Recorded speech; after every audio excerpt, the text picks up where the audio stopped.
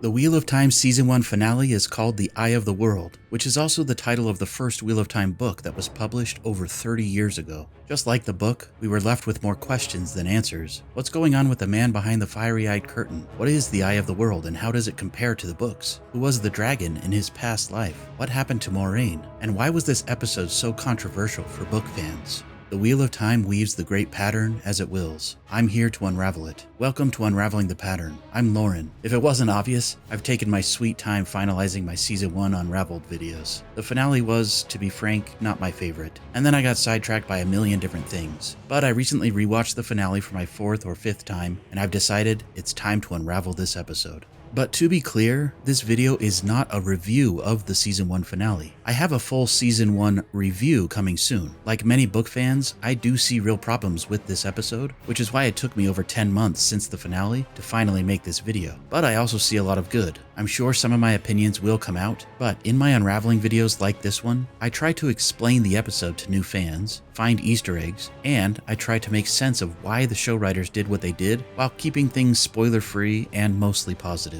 If you absolutely hated the TV show and just want to vent about it in the comments, this might not be the right place for you. You're welcome to share your opinions, but please keep your comments respectful, and I'd prefer if they were productive. Rather than saying something like, "It's woke trash," maybe consider sharing specific reasons why you did or didn't like the finale. Also, name-calling of the showrunner or others will result in immediate deletion of your comment. No matter how you feel about the show, please help me out by liking this video and subscribing to Unraveling the Pattern for more quality Wheel of Time content, including other episode deep dives, book lore and history, theories, and even trailer and news videos. Okay, enough introduction, let's get into it. Spoiler warning, this video contains full story spoilers for all of Season 1 of the Wheel of Time TV show, including all bonus content and general trivia on the Prime Video app for this season. You don't need to have read the books to watch this. No future plot or story will be spoiled. However, I will be discussing major plot points and comparisons between this season and the entire first book, The Eye of the World. So if you haven't read the first book or you wish to remain completely spoiler-free regarding history and lore, this video might not be for you. Let's get some of the major controversies in this episode out of the way first. If you didn't know, the first season of the TV show had to deal with some pretty major problems during the filming of the last 2 episodes. For one, production or shooting was shut down for a few months because of COVID, just after episode 6 was wrapped. When they returned to shoot the last 2 episodes, COVID restrictions and social distancing rules had increased. One major example of this is the ending battle scene with all of the CGI Trollocs in this episode. While the Trollocs and Fays in episode 1 looked more real and grounded thanks to makeup, prosthetics, and slight enhancements with CGI, in the finale they were unable to have as many crew and stunt people on set. This forced them to rely more heavily on CGI Trollocs, and it shows. I've heard people criticize these shots, calling them no better than a cinematic from an old video game, and I think I agree. I imagine those poor VFX artists had a ton to do to make this a reality, and unfortunately they probably didn't have nearly enough time or budget to do it as well as they would have liked. COVID restrictions also resulted in less hand-to-hand combat between characters, and fewer intimate or close moments. To me, the final battle and scenes with the female channelers felt intentionally socially distanced, which, in my opinion, lowered the stakes and made the threat feel less real. I don't know if this is because of COVID or if it was always the plan to put this wall fortress here in Tarwin's Gap. In the books, there is no wall in Tarwin's Gap, but this felt to me like it wasn't originally meant to be there, and that this scene when they charged to the gap was meant to be a charge directly into battle. As it is in the finale, it's pretty weird to me that they charge, only to then go into this wall and fight with crossbows. We literally get 0 hand-to-hand combat, which is pretty disappointing to me, especially considering the pilot episode. Another controversial scene for book readers was the awkward burnout and healing moment between Nynaeve and Egwene. Rafe Judkins, the showrunner, recently did a Q&A on Twitter where he addressed this, among other things. Apparently, this healing scene originally was not supposed to make use of the One Power, and was supposed to be more of a wisdom-style healing, like we see from Nynaeve in episode 3, when she uses herbs to help Moiraine, or like this apparently deleted scene from the pilot episode. I'm guessing this deleted scene was going to show Nynaeve treating Egwene after she was injured in the river scene. For whatever reason, they had to make this a One Power healing in the end, which in my opinion was one of the more confusing and clunky scenes from the finale. And Rafe seems to agree. To be clear, the One Power cannot be used to bring somebody back from the dead. They even admitted that they took the eye makeup a little too far in this scene, and didn't intend to make it look like Nynaeve was fully burned out or dead, only mostly dead. Look who knows so much, huh? Well, it just so happens that your friend here is only mostly dead. There's a big difference between mostly dead and all dead. Also, Nynaeve is the miraculous healer in the books, not Egwene. Egwene can barely heal a scratch, so this rubs some fans the wrong way. To be fair, Moiraine does tell Rand in this episode that, I promise you, when your life's on the line, the power will be there. This may have just been a one-time thing because of Egwene's need, and Egwene won't be able to do this in the future. Also, remember that in the show, the two girls are also ta'veren. It will be interesting to see how they address this in Season 2. Another major setback for these last two episodes, especially the finale, was the absence of Barney Harris, the actor who played Matt Cawthon in the first 6 episodes. For unknown reasons, Barney Harris left the show after episode 6. He's actually been recast for Season 2, and will be played by Donal Finn, but they weren't able to recast him before they had to finish filming Season 1. I've talked about this a bit in my episode 6 and 7 breakdown videos, but for context, Matt was never meant to stay behind when the group entered the Ways and went to Faldara. He's with them all the way to the end of the first book.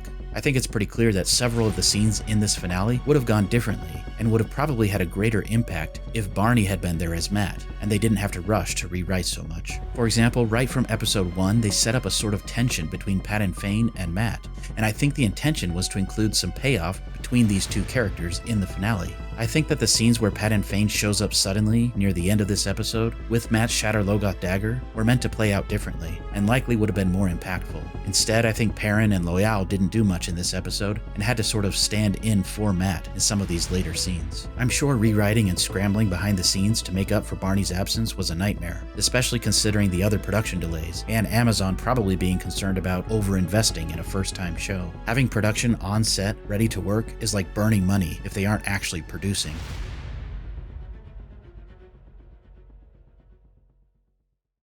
Another tricky part about this episode in particular is that many fans believe that the ending of the first book is one of the more confusing and strange endings in the series, and that is really tricky to adapt for the screen, especially with a limited budget. It's said that Robert Jordan hadn't fully figured out all of the details of his world and magic just yet, back when this was published in 1990, as some of the events of the ending of the Eye of the World are still confusing, even now that the books are all finished.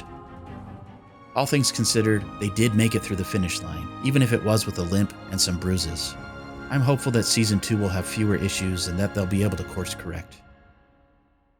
Now, let's talk about the episode and try to make sense of it all. In the previous episode, we finally got the big reveal that Rand is the Dragon Reborn. It's not entirely clear from the show what this means yet, but the episode starts with a flashback of the previous incarnation of the dragon from 3,000 years ago. Yes, this is Rand's past life. Rand's previous incarnation was a man named Lews Therin Telamon, and he lived in an age that is now called the Age of Legends. Did you notice that when the Dark One appears to Rand throughout the episode, he calls Rand Lews?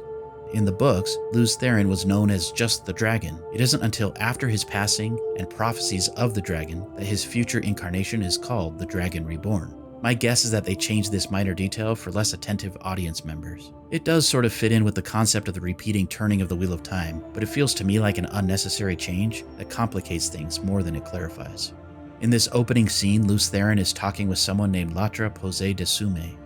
They're speaking in the Old Tongue, which the Amazon Prime trivia says is a near-dead language, but was the dominant language during the Age of Legends. Aes Sedai and nobles are the most likely groups to have retained a version of the language. However, it is unclear just how closely the current version reflects the original. Latra and Lews are arguing about Lews Therin's plan to go after or cage the Dark One. In a nutshell, Lews Therin wants the support of male and female Aes Sedai to attack the Dark One at his source and attempt to reseal his prison. Latra Posé, who seems to be an ancient version of the Amarlin seat called the Tamerlin seat, disagrees with his plan, claiming it's dangerous and could lead to the corruption of the One Power. Did you notice that Lews and Latra both have these strange rubber band looking rings on their fingers during this scene? The Dark One also has a ring like this throughout the episode. This is not something that is in the books, so I'm curious about what it could be. Do you think this is something akin to the Aes Sedai rings of the past? Or could this be something else? An object of the One Power perhaps? Like the Saw Angreal that Moiraine gives to Rand later? Why would the Dark One have a ring like this? I also love that Lews Therin is in black, Latra Posé in white, and the Dark One wears both black and white. Why do you think the Dark One's clothes seem to match their clothing from the Age of Legends? Remember, if you're a book reader, tag book spoilers clearly in your comments. Along with calling Lews Therin the Dragon Reborn instead of the dragon, there are a few other things about this opening scene that were confusing and even frustrating to book readers as well. I released an in-depth spoiler-light breakdown of this scene that explains the lore and history in greater detail, and the similarities and differences between this scene scene and what we know from the books. Be sure to check it out. My guess is that the show fully intends to fill in some of the frustrating gaps in history, and my hope is that we'll get more flashback scenes of the Age of Legends, with more clarification about what happened when Lews Therin attempted to stop the Dark One. Especially because one of the most iconic scenes in the books is the prologue, the very first chapter of the Eye of the World, where we see how Lews Therin died 3,000 years ago. I really hope that we will eventually get to see this scene at some point in the show. In this episode, we also get a flash of something that we know nothing about in the books, when Lews Therin himself was seen by Rand as a sort of flashback memory at the Eye of the World. I'm hoping we'll get more of this scene from Luz's perspective in a future episode as well. You may recall in episode 1 as Rand and his adoptive father Tam celebrate Beltane and light lamps in remembrance of Kari Althor. Rand asks Tam how long it takes for the Wheel of Time to reincarnate someone's spirit back into the world. Tam says, "Wish I knew, but I'm sure there's a reason no one can remember their previous lives. All we can do is the best we can with the life that's given to us." So according to Tam, nobody can remember their past lives. Also, remember Logain, the false dragon, claiming that he was the dragon reborn, and that the past versions of the dragon were speaking to him and telling him what to do. In episode 3, Tom, the Gleeman, sang about the man who can't forget. When Rand starts to see visions of his past self in this episode, he seems to remember things from his past life. Is he literally the man who can't forget, or is he just being manipulated by the Dark One? Whatever they choose to do with the history of the story in the show, I did love this final shot of this scene, where it's revealed that 3,000 years before the main story, the world was actually an advanced technological civilization with flying cars and futuristic buildings. Did you notice that this landscape of the ancient city matches the landscape from the first episode? When I first saw this in the pilot episode, I thought it was insane that these buildings would have remained standing for over 3,000 years, especially after the breaking of the world. But then I remembered that these buildings and structures from the Age of Legends would have been built using advanced technology and the One Power, so they might not fully erode for thousands more years. We even get a glimpse of a supposedly indestructible material from the Age of Legends called Quendiar, which Moiraine shows to Lan after Rand does something odd with the One Power and cracks this seal on the ground. I'll discuss this more in a bit. Speaking of this visual callback to the first episode, one of the things I liked most about this finale was all of the intentional callbacks to episode 1. While I do think that the finale had some rough moments and felt poorly written at times, I can see the intent from Rafe and the writers to try and mirror episodes 1 and 8. The show has many visual and thematic callbacks that act as great bookends for the season. Everything comes full circle, which I really appreciate, almost like a repeating wheel of time. Did you see what I did there? Sadly, I don't think their intent was fully realized due to some of the roadblocks we've already discussed, as well as some odd writing choices in the end and weird pacing and editing issues, which I assume are more studio-driven, but I'll talk about that in my review. Let's explore some of these parallels. Latra mentions the possibility of the One Power being corrupted by the Dark One, and here we see the results of that corruption with this insane male channeler. I love that the scene between Lews Therin and Latra Posay takes place almost in the exact location where Liandrin captures and gentles, or possibly kills, this male channeler. The first scene after the title card in the pilot shows Egwene walking through the beautiful wilderness on her way to her initiation as a member of the Women's Circle. And in the first scene after the cold open in the finale, we get Rand walking through a blighted land, heading toward his own initiation, so to speak. We see the consequences of whatever happened in the past very clearly. Women in the current age have more sway in society, and men, at least those who can channel, are corrupted by the taint of the Dark One.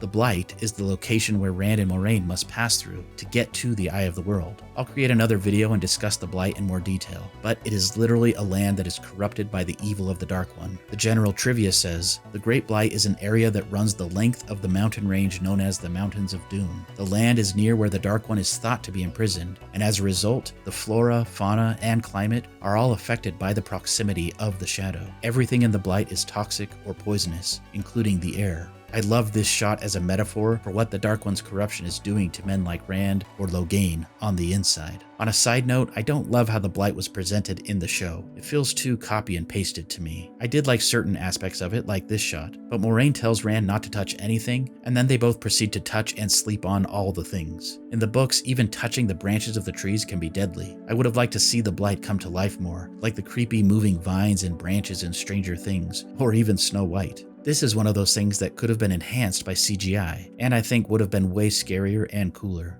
In the book, they also encounter some very terrifying creatures in the Blight, and I'm sad that we didn't get to see some of that. While in the Blight, we do get a quick nod to the 7 Towers of Malkier, which is where Lan is from. As we discussed in the previous episode breakdown, Lan is the uncrowned king of Malkier, a kingdom that was overtaken by the Blight 40 years earlier, when Lan was just a baby. I like that we got this reminder in the finale, and Lan's reaction, but wouldn't it have been cool to see Lan fight a worm or other creatures in the Blight as he made his way to find Moiraine and Rand? Rand and Moiraine enter a dark pit that's wet and seemingly corrupted, called the Eye of the World. There was a deleted scene that was meant to go in the pilot episode, where we see Egwene going through another type of baptism-like ceremony in a pool of water in a sacred cave. You can clearly see the Flame of Tar Valon's symbol in the rocks here, and as Egwene swirls her hands through the water. This is mirrored by the Dragon's Fang symbol, which appears multiple times throughout Season 1. When Rand enters the Eye with Moiraine, we see the black and white symbol together for the first time, and this happens to be the same place where the Dark One appears, wearing black and white. I've talked more about this symbol in my other episode breakdown videos, but as a reminder, this is the ancient symbol of the Aes Sedai that symbolizes that the male and female channelers of the Age of Legends worked together to use the One Power to serve all people. Now, 3,000 years later, the male half of the Aes Sedai symbol is called the Dragon's Fang and is often associated with evil and the Dark One. The female half is the Flame of Tar Valon, which is currently associated with the White Tower and the Light. We begin to see the corruption and influence of the Dark One increasing throughout the show. For example, in episode 3, Nynaeve kills a Trolloc in her sacred pool, and the blood creates this symbol. Back to the visual and thematic parallels. I like how the sacred cave in the Two Rivers is vibrant and full of life, and later Nynaeve is even seen tending to it and keeping it clean, contrasted with the corrupted well or hole in the ground at the Eye of the World, where Rand ends up later in the finale. Side note, this is not at all what the Eye of the World is like in the book. As a matter of fact, the Eye of the World in the book is a beautiful pool filled with pure, untainted Sidene in a crystalline cave, which is actually visually more in line with the deleted pool scene from the pilot. I'll discuss this more later. Another parallel includes this scene of Egwene plunging into the water and learning to surrender, which is a metaphor for female channeling of the One Power. Rand also plunges deep into an unknown pit, having faith that when the time is right, the One Power will come to him and he'll know what to do. The Dark One even tells him not to fight it, just as Egwene chooses not to fight the current and to surrender. Hopefully this is the beginning of Rand learning how to control the One Power. Another small parallel between episodes. Rand and Tam are walking down the quarry road to the village, where they're startled by falling rocks. Notice how Rand intentionally clears the rubble? Book readers will know what I'm talking about. I really don't understand those complaints that say that the show is not accurate to the books or doesn't have the full story in mind. So many little things like this foreshadow major moments for the very ending of the story, but I digress. In the finale, Moiraine and Rand are startled, but this time by a falling branch. I really would have liked both of these scenes to be something more significant. In the first book, this is when Rand gets his first look at a Fade watching him from a distance on the road. And at the end of the book, the branches of the trees literally reach out and try to grab and eat them as they make their way through the Blight. In episode 1, Moiraine pockets this statue, which she then gives to Rand in the finale. She explains that it is an object of the One Power called a Sa'angreal, and that it will enhance his ability when channeling against the Dark One. This is not exactly accurate to the books, but she says that thousands of male channelers put the entirety of their strength into this one small object. This is actually similar to the original Eye of the World from the books, which was a pool of pure untainted Sidene, the male half of the One Power, that was created by an unknown number of male and female Aes Sedai of the Age of Legends who sacrificed their lives in order for it to one day be used by the Dragon Reborn in a time of great need. Clearly, the Eye of the World is something entirely different in the show, but I'll get to that. As another quick side note, Moiraine might not have known if the dragon would be male or female in the show, but she obviously suspected or was at least prepared for him to be male, because this is a Sa'angreal made specifically for and by male channelers.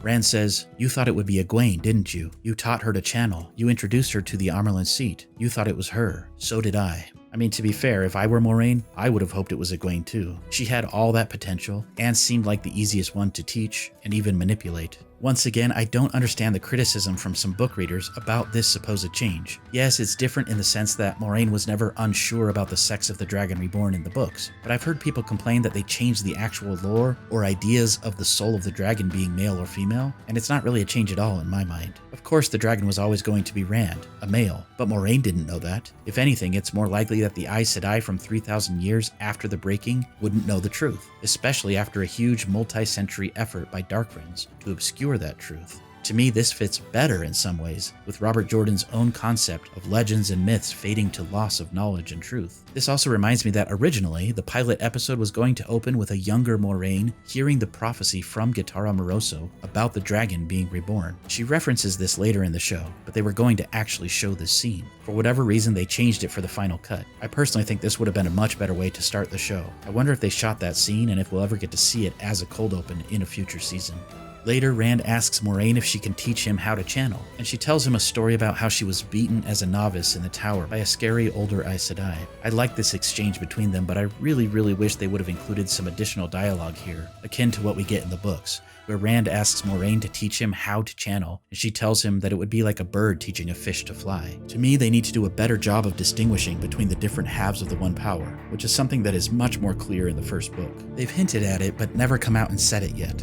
I love the parallels between these scenes, where Nynaeve and Egwene discuss listening to the wind and feeling like something evil or terrible is coming. In the pilot, Nynaeve guides Egwene to sense it, but neither of them knows what it means. In the finale, Nynaeve can't properly listen to the wind anymore, claiming she lost that ability since she first channeled. But Egwene says something is coming. Same thing we heard on Beltane. Something wrong. But if that was a whisper, this is a scream.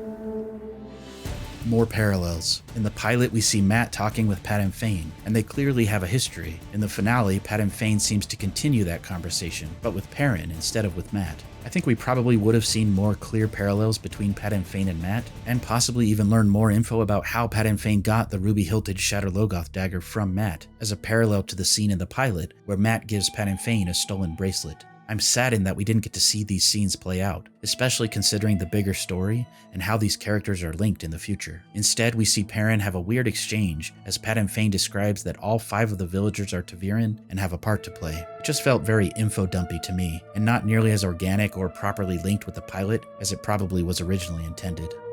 A major parallel between the episodes is the Trolloc battles, and how both battles end with the use of the One Power defeating the Dark One's minions. Cracks appear in both cases. Only in one, an inn is destroyed, and in the other, something much more important is likely destroyed. In the books, it's clear that Padan Fain brought the Trollocs to the Two Rivers, just as he brought the Trollocs to Faldara in the finale.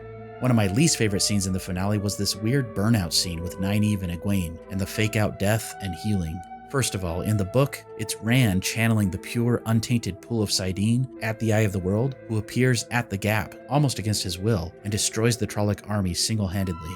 I understand why they removed this, as it is very confusing in the book how Rand got there and what exactly happened. And I'm personally okay with them showing women channeling and stopping the army of the Trollocs, but this also sets up a weird precedent for the future. If just 5 mostly untrained channelers can link and do this much damage to 10 or 20,000 Trollocs, then why are the Dark One's minions even a threat at all? Needless to say, this is not how linking and channeling work in the books. However, it also doesn't make sense that Rand was able to do this alone at the end of the first book with no training. So again, I think this was an example of Robert Jordan not quite knowing how the One Power worked in his own books just yet. A lot of this stuff gets clarified and even nerfed in future books. Something that helps me to make sense of this scene is to understand Amalisa's expectations versus what ended up happening. Amalisa was trained at the tower, but wasn't considered strong enough to become a full Aes Sedai. That's why her Great Serpent Ring lacks a colored gem. That said, she recruited all the women in Faldara who were able to channel, even a trickle. This Malkieri woman, who we met in the previous episode, and this unknown older woman were likely so weak in the One Power that even together, it was probably hopeless, and they couldn't have done anything to stop the army.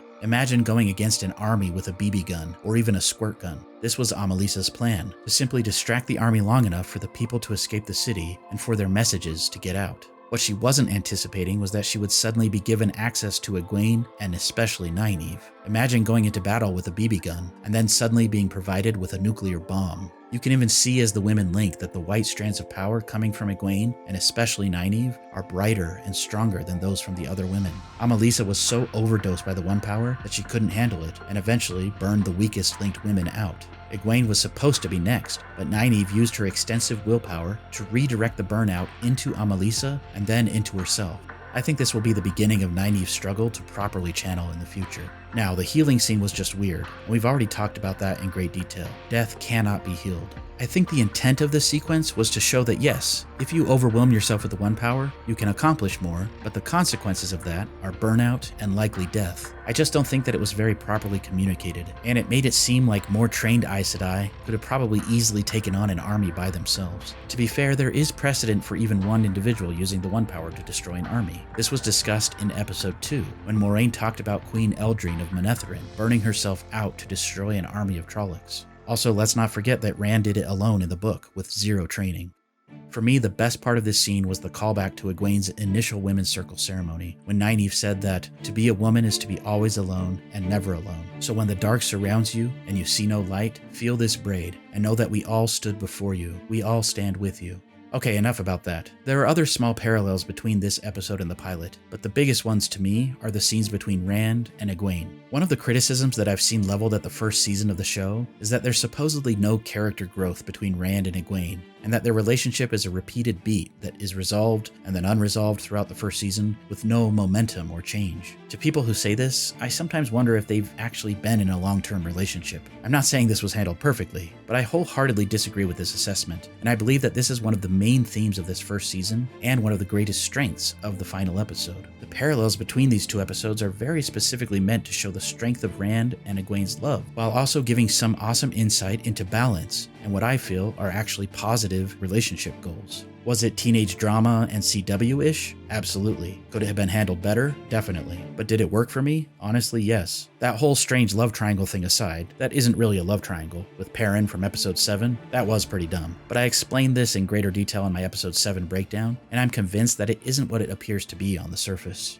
But let me rewind. Rand and Egwene start off the series with different goals. Rand wants a simple life in the Two Rivers, where he can marry Egwene and raise a family. This makes sense considering his upbringing, but it also makes sense considering where we last saw his past life, Lews Therin, with a baby and a cradle in a nursery. We'll learn more, but this was not a happy ending for Lews Therin. Egwene, like Belle from Beauty and the Beast, wants more than her provincial life. But guess what? Even though their goals don't align, they don't just make decisions without talking about it first. Sure, they sort of avoid each other and even have sex before talking, but eventually they do talk. I actually really like this moment between them in the pilot, because you could feel that they really do care for each other, and that they're both saddened by how they might drift apart because of different life goals. I can't help but draw parallels to Latra and Lews and Rand and Egwene, friends with very different goals drifting apart. I think this was absolutely done intentionally by the show writers. And while we don't know who Egwene's past life was, it makes a lot of sense to me that she was Latra Posay. Throughout the season, Egwene discovers more about herself and gets excited at the prospect of becoming first a Wisdom and then an Aes Sedai.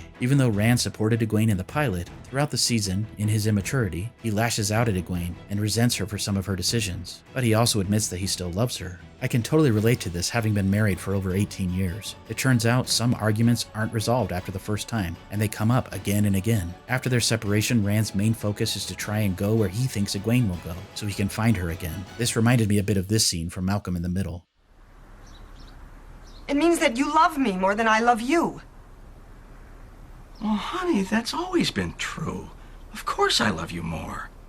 Now, I'm not saying Rand actually loves Egwene more than she loves him, but I do think that Rand's focus at first is more on her, and her focus is more on her aspirations to become an Aes Sedai. This falls in line very closely with the book versions of Rand and Egwene. Rand's desires are still selfish, I get that. To me, that's what makes the scene between the Dark One and Rand so powerful. Rand, when faced with the opportunity to change the threads of the pattern to have what he always wanted, recognizes in this moment that it might be what he wants, but it isn't what Egwene wants. In a truly selfless moment, Rand is not given to the Dark One's temptations, and instead sacrifices his desires for Egwene's. He chooses for himself to do what he thinks is right, for her. This is a major theme of the entire Wheel of Time series, and calls straight back to what Rand's father said in episode 1.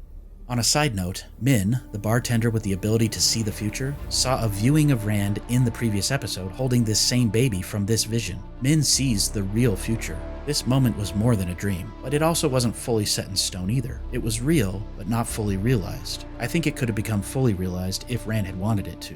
When Rand first sort of wakes up in this dream, he doesn't believe it's real, but then Egwene tells him some things that only she and Rand would know, and he says, "It's you, it's really you." The Dark One then freezes time and says, You see? It is her. Or a version of what could be her.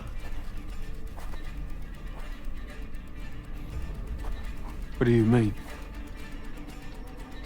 Did no one tell you what you can do? About the power inside you? You can remake the world in your image. Make it whatever you want it to be. This, if you want.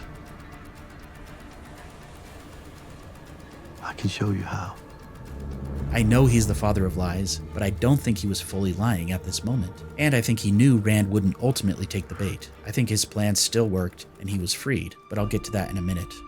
Aside from the obvious visual parallels and similar scene callbacks, there are even stronger thematic parallels. For example, Moiraine's opening speech about arrogance and the Age of Legends flashback opening from the finale. Moiraine says that men, in their arrogance, attempted to cage the Dark One, and when they failed, the world was broken. Latra tells Lews Therin that his plan is one born of pride, though he disagrees. I also disagree to some extent, and I discussed this in depth in my other video I already mentioned. That said, it was in part due to the previous dragon's arrogance that the world was left broken, but Latra Posay also shares some of that responsibility. While it's unclear in the show if Lews Therin's plan to cage the Dark One was successful, we do know that something went wrong, and the Dark One corrupted or tainted the male half of the One Power, resulting in 3,000 years of social turmoil and regression. The irony is that Moiraine calls out the men of the past for their arrogance. All the while, in the present, the Aes Sedai, including Moiraine and Swan, the Amarlin seat, keep secrets from one another, capture and gentle or even kill male channelers, and in their arrogance, they suffer some consequences, just as the men of the past did. Exactly what happened to Moiraine at the end of the episode is unclear, even for book readers, as this has been altered quite a bit from the books, but I do think it is clear that she was wounded for her pride. My theory is that Moiraine wasn't stilled, meaning she didn't have the ability to channel completely removed in the way that Logain did here when he was gentled, but instead Moiraine was shielded so heavily by the Dark One that the only way she'll be able to channel again is if a male channeler can see the Dark One's shield weaves and unravel them. The visual similarities between this scene and the way that Logain was shielded before he was gentled implies to me that this was just a shield. You can even see a close-up of the Dark One's hand as he sort of ties a knot with the weaves. Could this be what Min meant when she told Moiraine that the Amarlin seat would be her downfall? After all, Swan was the one who led them to the Eye of the World, after seeing it in her dreams. Was the Dark One intentionally meddling with Swan's dreams, in the same way that he seemed to be haunting the dreams of the Two Rivers folk throughout the season? Moiraine, in her pride, thought she could take the Dragon Reborn to the Dark One's supposed prison at the Eye of the World and somehow stop him. The Dark One laughs at this idea when he talks to Rand in his dream in the Blight, telling him that last time he, meaning Rand's past life as Lews Therin, came with 99 companions. They were trained male Aes Sedai from the Age of Legends, who were far stronger than Moiraine, and even then the Dark One claims that the dragon failed. In my opinion, Moiraine and Rand did exactly what the Dark One wanted. Surely Moiraine has been misguided at times, but I think she was right when she said, "This wasn't the last battle, I fear it was the first." Padan Fain says that this was his lord's plan all along, not to kill them, but to bring them to him. He echoes Moraine's thoughts to Perrin at Faldara. Today isn't the end, it's the beginning. You thought he was defeated. This line is also a parallel to the last line of the first episode, when Moiraine says, "There are neither beginnings nor endings to the turning of the wheel, but this is a beginning." Did you see the half smile or smirk on the Dark One's face as Rand blasted him with the One Power and he disappeared? Did you see how his hands were open, as if he was wanting this to happen, or submitting to it? Remember that the symbol on the ground at the eye is the ancient symbol of the Aes Sedai that I mentioned before. When Rand channeled, the One Power came from off to the side, as if from a source far away, just as we've seen it consistently visualized when others, like Moiraine or Logain, channel. But the Dark One's powers seem to come from the seal or symbol on the floor, perhaps from whatever is on the other side of that seal. When the Dark One disappeared, the cracks seemed to come from the very spot where the Dark One was standing, and from where he was connected to the dark strands of power. 8 cracks, or perhaps 13 if you count the outer little cracks. In the books, the Dark One wasn't the only thing that was imprisoned or sealed away by Lews Therin and the 100 companions. 13 of the Dark One's most powerful servants and generals, who could also channel the One Power and were called the Forsaken, were trapped behind the seals at the Dark One's prison by the dragon. In an earlier episode, Steppen mentions the Forsaken, and he has 8 statues. Some fans feel that the show will likely consolidate these villains down from 13 to 8. I like that they left this semi-open-ended with this Easter egg. In the books, the seals are also shaped and colored like the ancient Aes Sedai yin-yang type symbol, but they're much smaller and can fit in the palm of your hand. In the books and the show, the seals are made of a supposedly unbreakable substance called Quendiar, or Heartstone. Lan says to Moiraine, "I thought that Heartstone couldn't be scratched, that nothing, not even the One Power, could break it." Moiraine says, "So did I." The same is true in the books. So how did it break? Was this related to the Dark One's corruption, or did Rand do something special when he channeled through the Sa'angreal to break or crack the seal?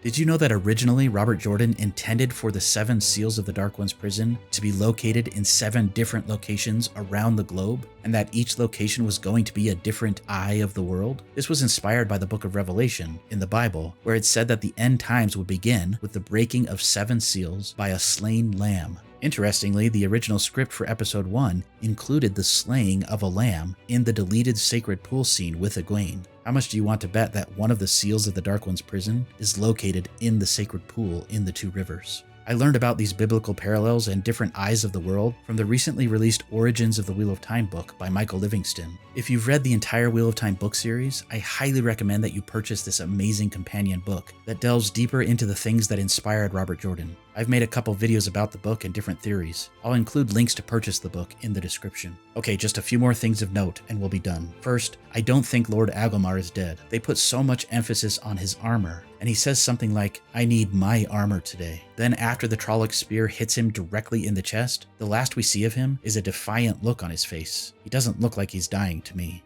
I know the show already has perhaps too many fake-out deaths, but I'm just not convinced that this is the last of Agelmar. Next, probably my least favorite moment in the whole first season was this tiny nitpick where Nynaeve says to Lan that Moiraine, the woman that he has spent the last 20 years with, has a tell that Nynaeve was able to track that somehow Lan didn't know about. I know this is such a tiny thing, but it really rubs me the wrong way. Lan is supposed to be this amazing tracker, and while Nynaeve is also good at it, it just makes no sense that Lan wouldn't know of Moraine's tells, especially since he spent the last 20 years covering their tracks. I did hear one theory that I liked that sort of explains this. Perhaps Moraine's clothing or perfume or something have some sort of reaction with an herb or plant on the ground that only an experienced wisdom like Nynaeve might pick up on, but that's still pretty lame to me. My favorite theory about this is that perhaps in the original script, Perrin was going to go with Lan to track Moiraine and Rand, since Perrin's eyesight and other senses are becoming more wolf-like. But then after Barney Harris left the show, they had to make Perrin fill in for Matt with Loial and Padan Fain.